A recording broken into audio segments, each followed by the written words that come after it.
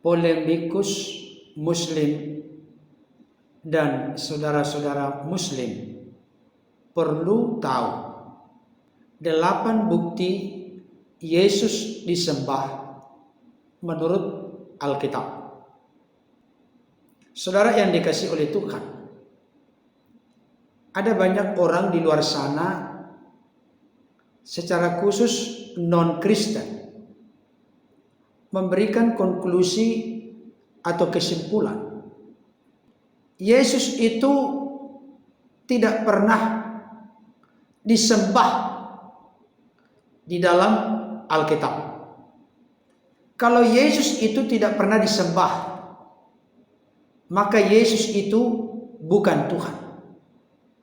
Kesimpulan demikian sebenarnya tidak sesuai dengan fakta yang ada. Kita baca dan teliti dari fakta dan data Alkitab. Salah satu pernyataan dari polemikus Muslim atau dari saudara-saudara Muslim yang begitu antusias menyoroti tentang doktrin ajaran kekristenan terkait dengan Yesus adalah, tunjukkan dan buktikan di dalam seluruh Alkitab di mana Yesus secara eksplisit pernah berkata, "Aku ini Tuhan, sembahlah aku."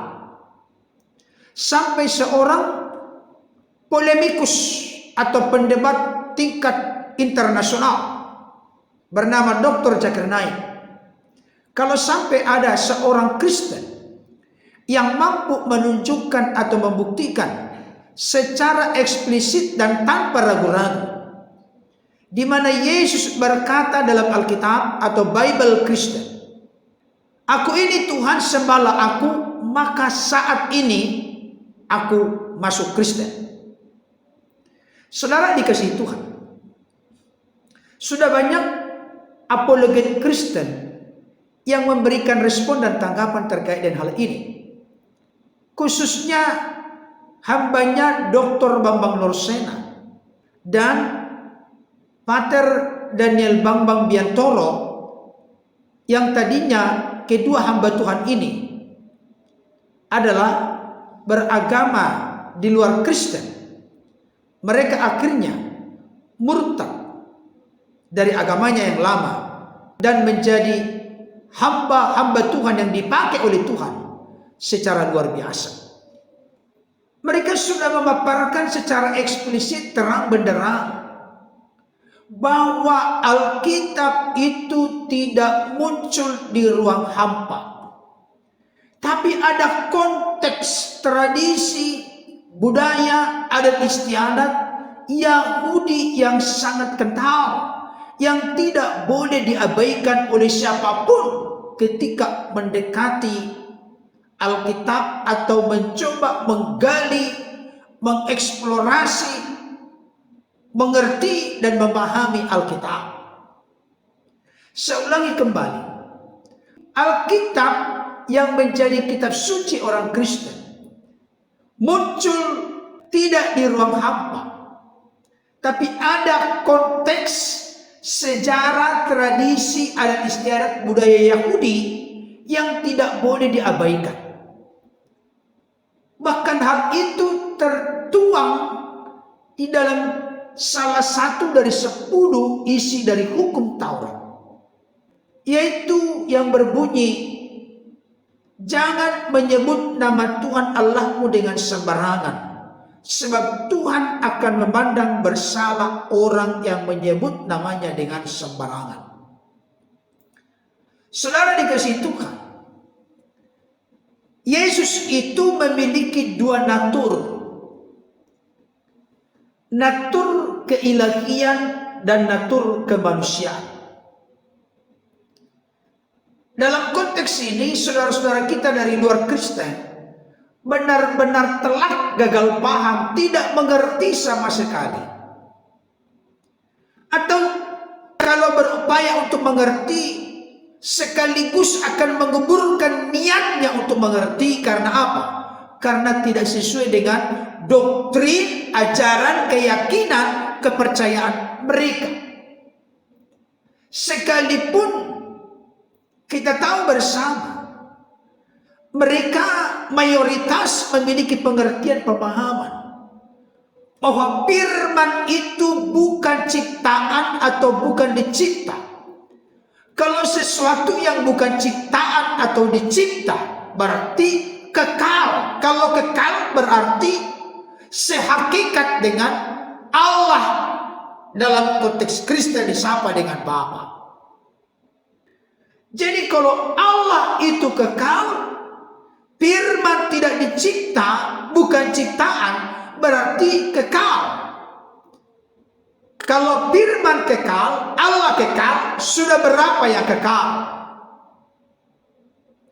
Kalau dalam konteks Kristen ini clear, baik Allah yang disapa dengan Bapa sejak kekal memiliki firman yang kekal dan roh yang kekal dalam dirinya. Tidak ada yang muncul kemudian, tidak ada yang datang kemudian. Tetapi kalau terkait dengan natur atau keadaan, sifat, tabiat Yesus sebagai manusia, itu datangnya dari Bunda Maria. Makanya sampai ada ayat yang berkata, Yesus itu adalah buah rahim Maria. Jadi Yesus selalu memerankan dua natur, keadaan, sifat, tabiat ini dalam dirinya secara sempurna.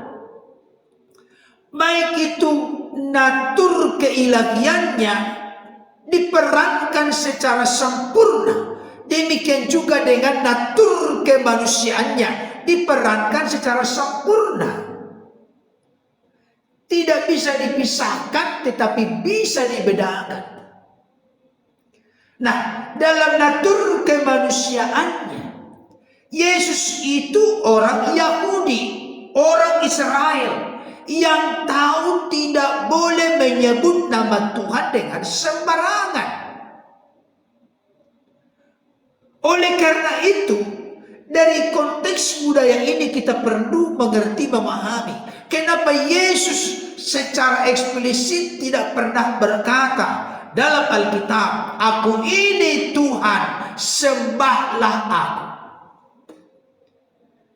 Kalau saudara-saudaraku polemikus Muslim, orang-orang di luar Kristen tidak mau tentang pengertian pemahaman ini, itu urusan Anda. Jangan paksakan kehendak. Orang Kristen harus mengikuti apa yang menjadi opini, pemikiran, pendapat, pengertian pemahamanmu. Tidak bisa demikian. Kita pun bisa mengajukan segudang pertanyaan tentang keyakinanmu, doktrin ajaranmu. Tetapi kita tidak perlu mengintervensi, mencampuri urusan keyakinan, doktrin ajaranmu. Nasihat yang penting untuk Anda, dalamilah keyakinan, keimanan, keagamaanmu. Tanpa perlu harus mengusik-usik keyakinan orang Kristen, yang mana Anda tidak pernah secara serius sungguh-sungguh untuk mendalaminya, tapi hanya untuk menyimpulkan doktrin ajaran Kristen dari sudut pandang Anda meyakini, mempercayai doktrin ajaran Anda. Saudara yang dikasihi oleh Tuhan, saya akan menunjukkan kepada kita saat ini, sekalipun secara eksplisit Yesus tidak pernah berkata, "Sembahlah aku," tapi dari respon, reaksi, tanggapan orang kepada Yesus jelas terlihat dan terbukti. Minimal ada 8 bukti yang sangat jelas, eksplisit, terang-benderang dinyatakan dalam Alkitab. 1.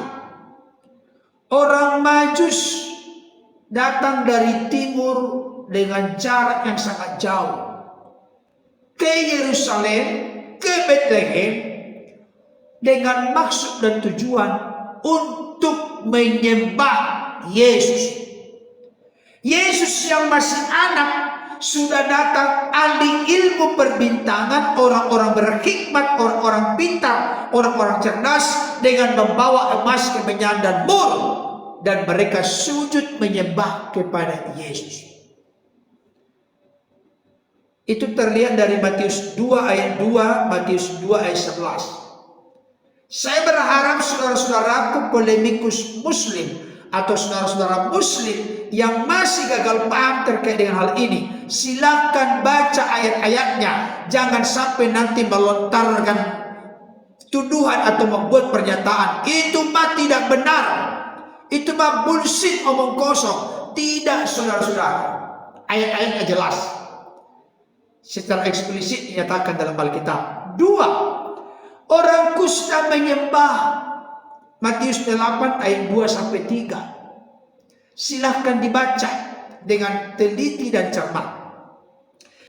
3, perempuan sakit pendarahan 12 tahun juga sujud menyembah. Matius 9 ayat 18. Silahkan baca dengan teliti dan cermat. 4, para murid menyembah. Ketika Yesus mendedukan angin ribut, gelombang yang bergelora sehingga menjadi tenang,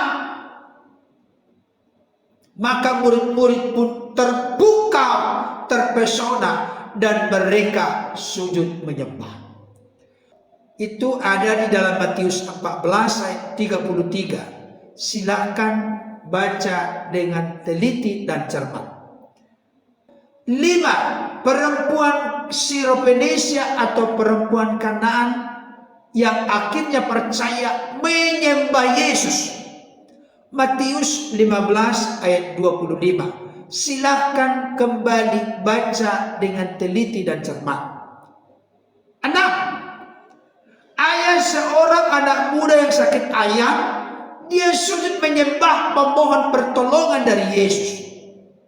Matius 17 ayat 14 sampai 15. Silahkan baca dengan cermat dan teliti.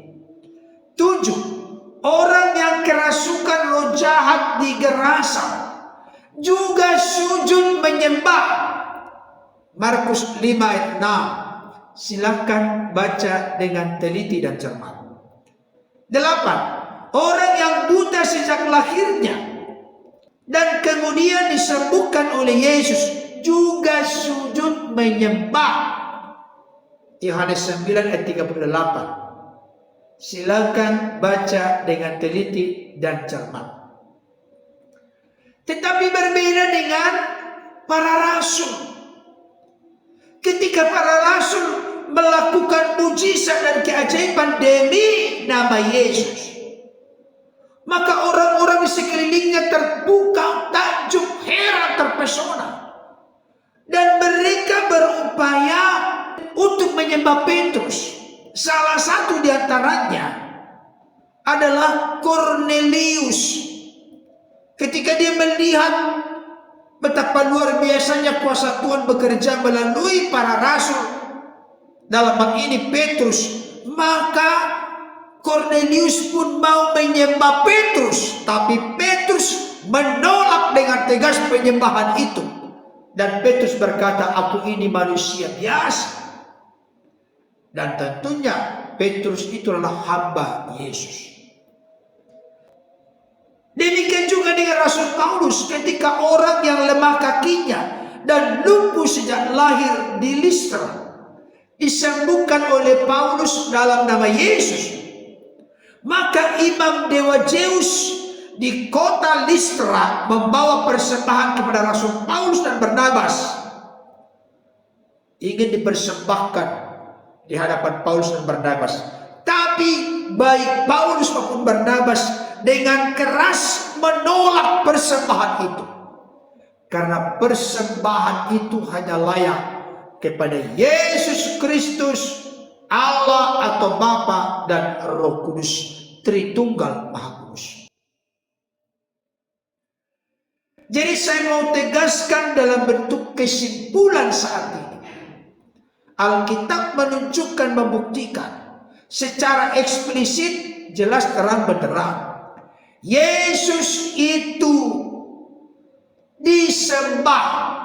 Ketika dia disembah, Yesus menerima penyembahan itu dan sama sekali satu kali pun tidak pernah menolak penyembahan dari orang-orang yang sujud menyembah kepadanya. Kalau Yesus menerima penyembahan dan dia hanya manusia biasa, rasul, utusan, nabi seperti pemikiran polemikus muslim, maka Yesus sangat keterlaluan menerima penyembahan itu. Tapi kenapa Yesus menerima penyembahan itu? Karena Yesus itu pencipta segala sesuatu. Yohanes 1 ayat 3. Yesus itu berkuasa mengampuni dosa. Markus 2 ayat 5 dan 10. Yesus itu berkuasa memberikan hidup yang kekal secara pasti. Yohanes 10 ayat 28 dan Yohanes 17 ayat 1 sampai 2. Yesus itu sudah ada sebelum Abraham ada. Bahkan Yesus itu sudah ada sebelum dunia ada. Yohanes 8 ayat 58 dan Yohanes 17 ayat ke-5. Kiranya ulasan ini dapat makin mencerahkan saudara-saudaraku polemikus muslim atau saudara-saudara muslim yang begitu semangat, sibuk, antusias membuat komentar, apakah itu di YouTube-nya Apologet Kristen atau di laman Facebook dari orang-orang Kristen. Kiranya apa yang saya sampaikan dapat mencerahkan saudara-saudara semua. Tuhan Yesus memberkati. Amin.